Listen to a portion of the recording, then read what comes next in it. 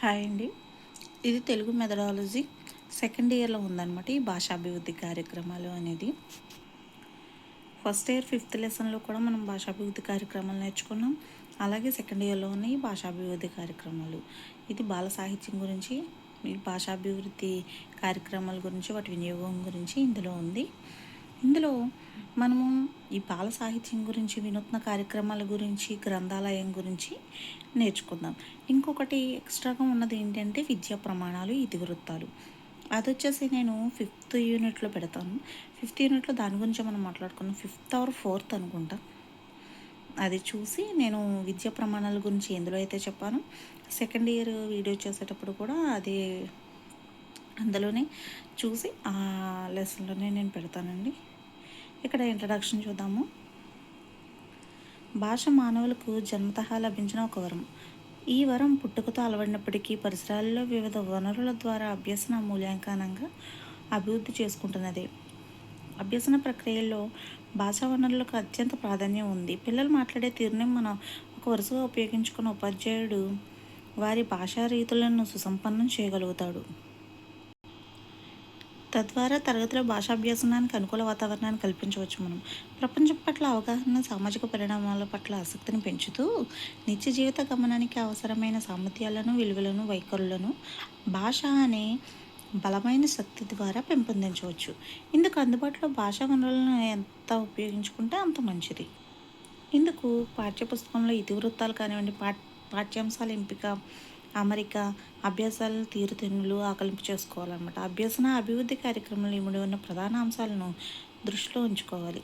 పిల్లల్లో అంతర్గత శక్తులు, సృజనాత్మకత, అభిరుచులు, వైఖరులు వెలికితీయడానికి, వారి భాషోత్పన్నత, అధిక డిజిటల్ సదుపాయాలను పెంచడానికి కృషి చేయాలి.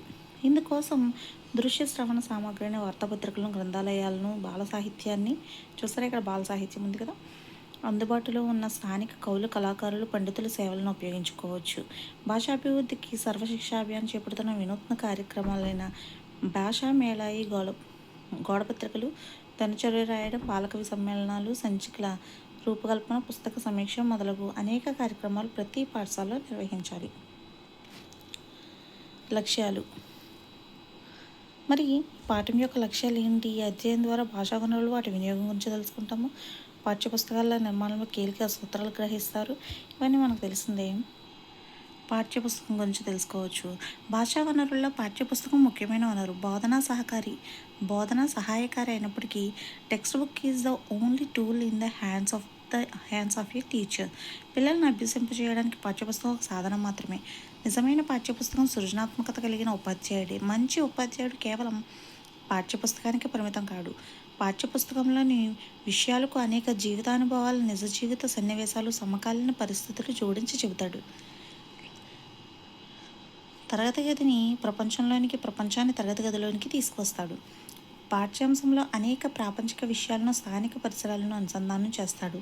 పావులో కుక్క మీద చేసిన శాస్త్రీయ నిబంధన సిద్ధాంతంలో మౌలికాంశం ఇదే. దీనిని సహసంబంధపరచడం అంటారు. పిల్లల జ్ఞాన నిర్మాణమే ప్రధాన లక్ష్యంగా విద్యా విధానం ఉండాలి అని చెప్పేసి ఎన్సిఎఫ్ 2005 చెబుతుంది. దీని ఆధారంగానే ఆర్టీఈ 2009 చట్టం కూడా రూపొందించుకుంది.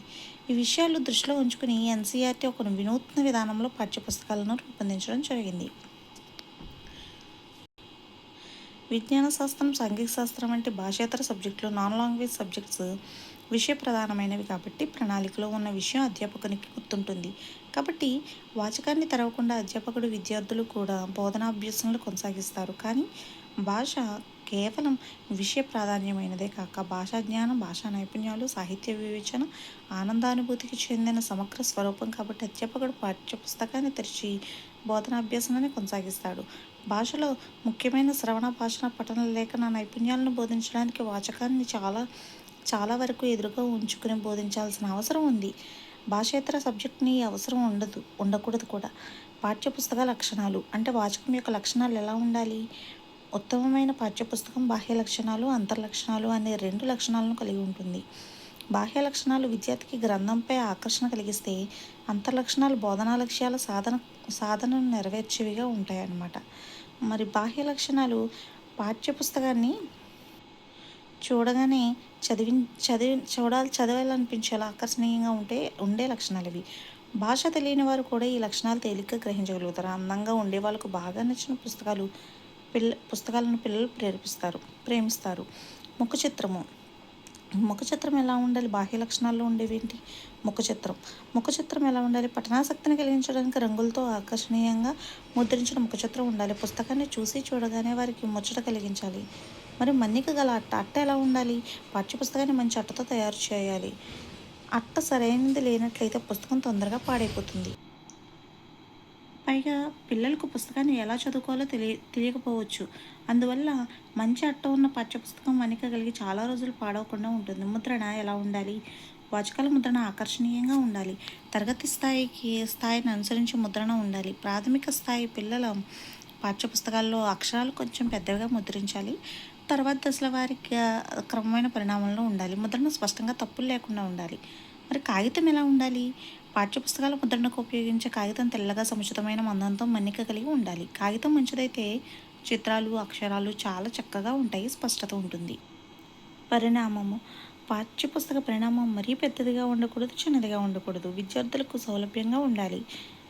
ప్రాథమిక స్థాయిలో పాఠ్యపుస్తకాల పరిమాణం ప్రాథమిక స్థాయి కంటే చిన్నదిగా ఉండాలి. ధర ఎలా ఉండాలి?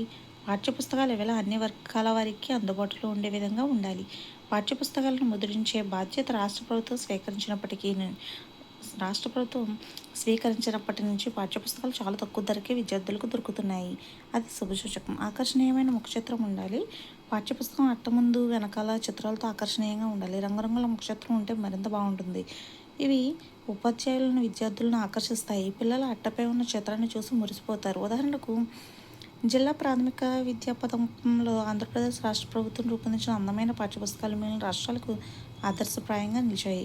ప్రస్తుతం 6, 7, 8 తరగతుల పాఠ్యపుస్తకాలు నవవసంతం 1, 2 మరియు 3 వసంతకాలపు కోయిల పాటల ఎంతో ఆసక్తిదాయకంగా ఆస్వాదించే రీతిలో ఉన్నాయి. అయితే ఇప్పుడు 6, 7, 8 తరగతులు పాఠ్యపుస్తకాలు హెడ్డింగ్స్ అవి కాదండి. 5th వరకు కూడా అన్ని టెక్స్ట్ బుక్స్ తెలుగు తోట అని ఉంది. 8th వరకు తెలుగు బాట అని ఉందండి అన్ని టెక్స్ట్ బుక్స్. 10th అయితే తెలుగు పరిమళం. 9th, 10th కూడా తెలుగు పరిమళం ఉంది. 8th వరకు కూడా 8th, 9th కూడా 6th, 7th, 8th కూడా తెలుగు పాట. 5th వరకు అన్నీ కూడా తెలుగు తోట అయి ఉన్నాయండి. మరి ఇప్పటి వరకు మనము బాహ్య లక్షణాలు చూసాం కదా. ఇప్పుడు అంతర్లక్షణాలు ఎలా ఉండాలి? వాచకం లోపల ఉండే లక్షణాలు అంతర్లక్షణాలు అంటారు. ఇవి మనం సాధించాల్సిన బోధనా లక్ష్యాలకు చెందినవి. వీటిని 2 రకాలుగా వర్గీకరించవచ్చు. 1 భాషా లక్షణాలు, 2 విషయ లక్షణాలు అనమాట. మరి భాషా లక్షణాల్లో ఏముంటాయి? వ్యవహారిక భాష ఉంటుంది. చూడండి, శైలి వైవిధ్యం ఉంటుంది, ప్రణాళికను అనుసరించడం ఉంటుంది, వివిధ ప్రక్రియలు, వివిధ లక్షణాలు కూడా ఉంటాయి. ఫస్ట్ మనం వచ్చేసి వ్యవహారిక భాష గురించి తెలుసుకోవచ్చు. వాచకాలలో భాష సరళంగా పిల్లలకు అర్థమయ్యే రీతిలో పిల్లల స్థాయికి తగినట్లుగా ఉండాలి. వ్యవహారిక భాషలో ఉండాలని కొందరు, గ్రాంధిక భాషలోనే ఉండాలని మరి కొందరు అభిప్రాయపడుతూ ఉంటారు. బాలగేయాలు, చిన్న చిన్న నీతి పద్యాలు సరళ గ్రాంధిక భాషలో ఉన్న మిగిలిన పాఠాలు ఈ దశలో సరళ వ్యవహారికంగా ఉండాలి. ఈ దశలో శ్రవణ భాషణ, పఠన, లేఖన అనే నైపుణ్యాలు నేర్పడానికి సరళ వ్యవహారమే అవసరం అన్నమాట. మాధ్యమిక దశలో వ్యవహారిక గద్య పాఠాలతో పాటు స్థాయికి తగిన గ్రాంధిక గద్యపద పాఠాలు కొన్ని ఉండొచ్చు. ఉన్నత దశలో వ్యవహారిక భాషలో సగం పాఠాలు, గ్రాంధిక భాషలో సగం పాఠాలు ఉండొచ్చు. ఇలా మాధ్యమిక దశలో గ్రాంధిక భాషను ప్రవేశపెట్టడం వలన ప్రాచీన సారస్వతాన్ని చదివి అర్థం చేసుకోగల శక్తియుక్తులు అబ్బుతాయి అన్నమాట. శైలి వైవిధ్యం అంటే ప్రాథమిక దశలో ఒక్కొక్క తరగతికి చెందిన వాచకం ఒక్కొక్క రచయిత మాత్రమే కూర్చున్నదై ఉంటే రచనా శైలి ఒకే విధంగా ఉంటుంది. ఈ దశలో పిల్లలు ప్రాథమిక భాషా నైపుణ్యాలు నేర్చుకోవాలి. కాబట్టి రచన విధానంలో ఓరు విధమైన నడక ఉండడం మంచిది. మాధ్యమిక ఉన్నత దశలో వివిధ రచయితలు రాసిన పాఠాలు ఉండడం అవసరం. ఈ దశలోని విద్యార్థులకు వివిధ రచయితల శైలి వైవిధ్యాన్ని పరిచయం చేసి స్వీయ శైలి ఏర్పరచుకునేలా చేయడం కోసం ఈ మార్పు అవసరం. మాధ్యమిక దశలో శైలి వైవిధ్యం ఉన్న కొందరు రచయితల పాఠాలుంటే చాలు.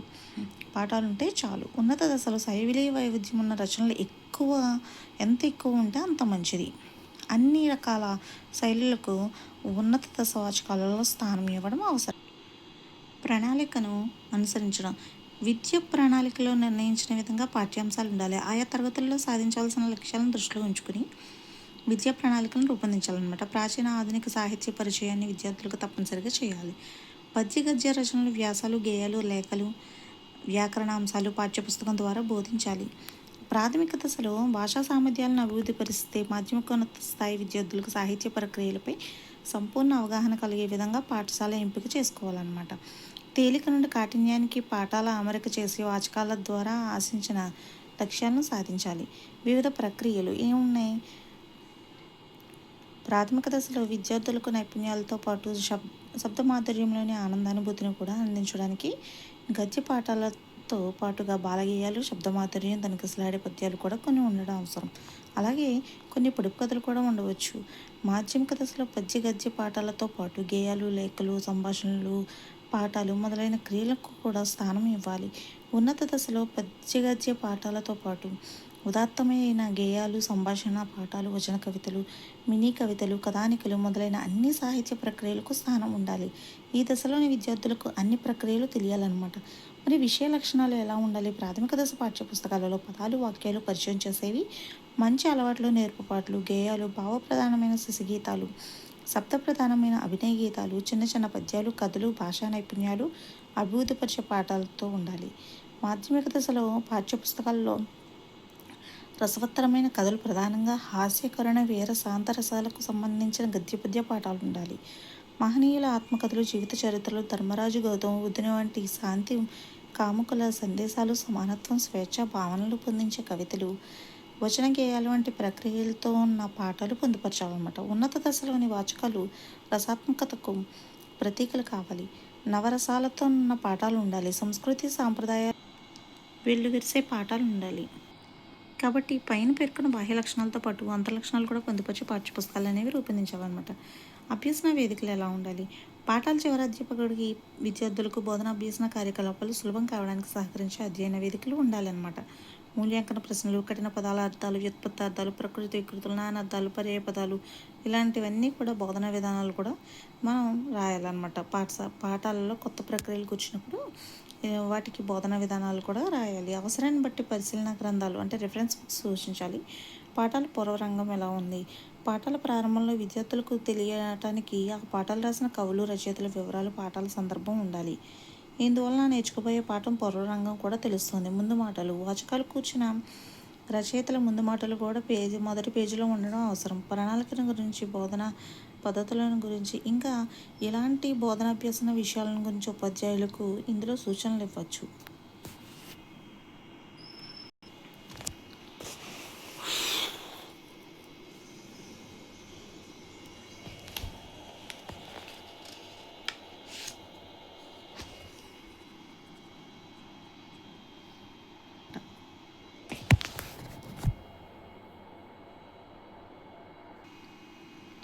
మాధ్యమిక దశలో వాచకాలలోని రసవత్తరమైన కథలను ప్రవేశపెట్టవచ్చు. హాస్యకరణ, వీర శాంతరసాలకు సంబంధించిన గద్య పద్య పాఠాలు ఉండవచ్చు. ఉన్నత దశలోని వాచకాలలో అన్ని రసాలకు సంబంధించిన రచనలు ఉండవచ్చు. అద్భుత హాస్యకరణ, వీర, రౌద్ర, అద్భుత శాంతరసాలకు చెందిన పద్యభాగాలు, గద్యభాగాలు ప్రాచీన రచయితలతో పాటు ఆధునిక రచయితలవి కూడా స్వీకరించాలి. బాల సాహిత్యం గురించి తెలుసుకోవడానికి ముందు కొన్ని చిన్న చిన్న ఉన్నాయి కాబట్టి అవి కూడా చెప్తున్నాను అంతే.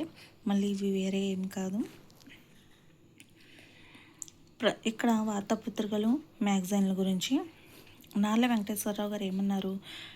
పత్రిక ఒక్కటున్న 10,000 సైన్యంబు, పత్రిక ఒక్కటున్న మిత్రకోటి, ప్రజకు రక్ష లేదు, పత్రిక లేకున్న వాస్తవము నార్ల వారి మాట అని చెప్పారు.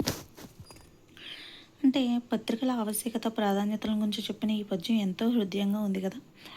పత్రిక ప్రసార మాధ్యమాల ద్వారా వర్తమాన కాలంలో అన్ని విషయాలు జనబాహుల్యానికి తెలుస్తాయి.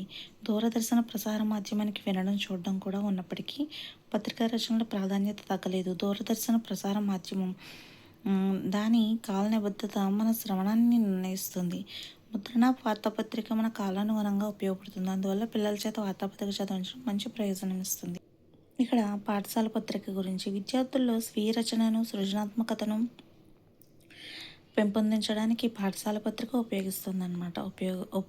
ఉపయోగిస్తుంది. ఇది ముద్రిత రూపంలో కానీ, లిఖిత రూపంలో కానీ ఉండవచ్చు. ముద్రణ రూపం కొంత ఖర్చుతో కూడిన పని.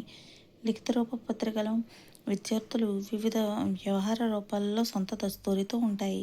ఈ పత్రికకు భాషోపాధ్యాయుడు సంపాదకుడు. భాషా సాహిత్యంలో పరిచయం ఉన్న ఇతర ఉపాధ్యాయ సేవల సహకారం కూడా తీసుకోవచ్చు. విద్యార్థుల్లో రచన వ్యాసంగాన్ని ప్రోత్సహిస్తే బాల సాహిత్యాన్ని సృష్టించగలరు. విజ్ఞాన విషయాలు, వింతలు, విశేషాలు, కథలు, గేయాలు, సంభాషణలు, హాస్యోక్తులు, పద్యాలు ఇలా వివిధ అంశాలు వీటిలో చోటు చేసుకుంటాయి. దీనివలన ప్రయోజనాలు ఏంటి? సృజనాత్మకత వెలికి తీయబడుతుంది, లేఖన నైపుణ్యం అభివృద్ధి చెందుతుంది, పదజాల సంపద పెరుగుతుంది, చక్కని వ్యాకరణం, ప్రత్యేక శైలి విద్యార్థి దశలోనే అలవడుతుంది, భావ వ్యక్తీకరణకు దోహదపడుతుంది, భాషాభిరుచి, సాహిత్యాభిరుచి పెరుగుతాయి, పిల్లల్లో అంతర్గత శక్తులు వెలికి తీయబడతాయి, మానసిక వికాసం పెరుగుతుందన్నమాట. వార్తాపత్రికలు, మ్యాగజైన్లు, భాషా బోధనా వనరులు. వార్తాపత్రికలు, మ్యాగజైన్ల నుంచి వివిధ కృత్యాలు నిర్వహించడం ద్వారా పిల్లల భాషాభివృద్ధి పెంపొందింప చేయడానికి బోధనా వనరులుగా ఉపయోగించుకోవచ్చు. పత్రికలను ఒక పేరా ఇచ్చి అందులో భాషా భాగాలను విడదీయించి పట్టికగా రాయించుకోవచ్చు. ఒక పేరా ఇచ్చి సంక్షిప్తీకరించవచ్చు. పిల్లల చేత క్రీడా విశేషాలు చదివించి వివరించమనవచ్చు. సూక్తులు, పొడుపు కథలు, గేయాలు సేకరించవచ్చు. మహనీయుల జయంతులు, వర్ధంతులు, ఆయా సందర్భాల్లో ప్రచురించిన విశేష ప్రత్యేక విషయాలు సేకరింప చేయవచ్చు. ఒక పేర నుంచి ప్రశ్నలు తయారు చేయవచ్చు. ఒక పేర నుంచి ప్రశ్నలు ఇచ్చి జవాబులు రాయించవచ్చు. భాషా క్రీడలు, గల్లనూడుకట్టు, పదచదరంగం మొదలైనవి పూర్తి చేయొచ్చు. వింతల విశేషాలు సేకరించవచ్చు. పేరా నుంచి సందులు, సమాసాలు గుర్తించవచ్చు. ఈ విధంగా విద్యార్థుల సర్వతోముఖాభివృద్ధికి వార్తాపత్రికలు, మ్యాగజైన్లు ప్రముఖ పాత్రను నిర్వహిస్తున్నాయన్నమాట. వార్తయందు జగము వర్తిల్లుచున్నది, అదియులేనివాడు అఖిల జనులు అంధకారమయ మగ్నులగుదురుగావున వార్త నిర్వహింపవలయు పతికి. ఇది రాసింది నన్నయ్య. ఇక్కడ గ్రంథాలయం గురించి తెలుసుకోవచ్చండి. గ్రంథాలయాలు, వాటి వినియోగము. విద్యకు ఒక చక్కని నిర్వచనం ఉంది. ఏంటి? Education is the utilization of leisure time property. విద్య అంటే విరామకాలాన్ని సద్వినియోగం చేసుకోవడమే. వ్యక్తులు తమ విరామకాలాన్ని సద్వినియోగం చేసుకోవడంలో గ్రంథాలయ పఠనాన్ని మించింది లేదు. చదువుకోవడానికి వివిధ రకాలైన పుస్తకాలను ఒక చోట ఉంచే ప్రదేశమే గ్రంథాలయం. దీనికి పుస్తక భండాగారం అనే పేరు కూడా ఉంది. గ్రంథాలయాన్ని ఇంగ్లీష్లో లైబ్రరీ అంటారు. అంటే ఇది లెబర్ అనే లాటిన్ వర్డ్ నుంచి వచ్చింది. లెబర్ అంటే పుస్తకము అని అర్థం అనమాట. అందుకే పుస్తకాలు ఉండే చోటును లైబ్రరీ అంటారు. గ్రంథం అంటే కొట్టబడింది అని అర్థం. ఆలయం అనే మాటకు దేవాలయం, గుడి, కోవెల, పవిత్ర ప్రదేశం అనే సమానార్థాలు ఉన్నాయి. దేవుడు ఉన్న ఆలయం దేవాలయం, అలాగే గ్రంథాలు ఉన్న ఆలయం గ్రంథాలయం. గ్రంథాలయాలు ప్రజలందరికీ ఉపయోగించే విధంగా జాతీయ, రాష్ట్ర, జిల్లా, గ్రామ స్థాయిలో అందుబాటులో ఉంటాయి. ఇవి ప్రజా గ్రంథాలయాలు అంటారు. మరి పాఠశాల గ్రంథాలయాలు. డాక్టర్ కె రంగనాథన్ గారు పాఠశాల గ్రంథాలయాలు విద్యార్థులకు ఒక ప్రయోగశాలగా ఉపయోగపడాలి అని చెప్పారు. పాఠశాల గ్రంథాలయాలు విద్యార్థులకు ఒక ప్రయోగశాలగా ఉపయోగపడాలని చెప్పింది ఎవరు? డాక్టర్ రంగనాథన్ గారు. విస్తృత పఠనాభ్యాసం విద్యార్థుల్లో కలిగించడానికి గ్రంథాలయాలు ప్రముఖ పాత్ర వహిస్తాయి. గ్రంథాలయాలు ప్రాపంచిక పరిణామాన్ని వీక్షించే గవాక్షాలు. విద్యార్థుల్లో చదువు అలవాటును పెంచడానికి, మంచి విజ్ఞానం పెంచడానికి గ్రంథాలయాలు ఎంతగానో ఉపయోగపడతాయి.